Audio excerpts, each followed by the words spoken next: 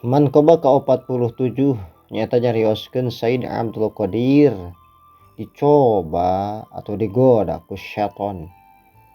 Hiji waktos anjeunna ditojo ku cahaya anu pohara dugi ka ngagebray caang sakuriling bungking tina eta cahaya.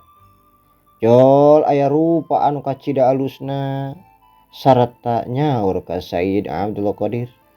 Abdul Qadir, ieu kaula pangeran maneh.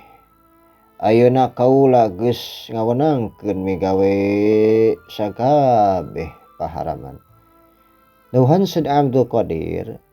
A'udzu billahi minasyaitonir rajim. Mantok sia setan.